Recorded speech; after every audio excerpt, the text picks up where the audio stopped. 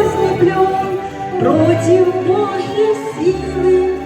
Мечтал народ победить, но не тут-то было. Вдруг как сказка скрипнула дверь. Наш народ свободен теперь.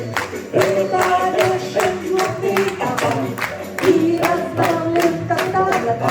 Наш народ победил, он давал нам мелодию. Знаю, это было зря, будем славить Бога. Все пришло, все сбылось, ждали мы ответа, выжить нам удалось. Да прекрасно это, тот, кто с Богом все снесет, как бы жизнь не била, жизни Бог победу дает. Будем сила. Всем! Вдруг Так, здесь! скрипнула дверь. Наш народ свободен теперь. Был повешен золотый аман и раздавлен как таракан.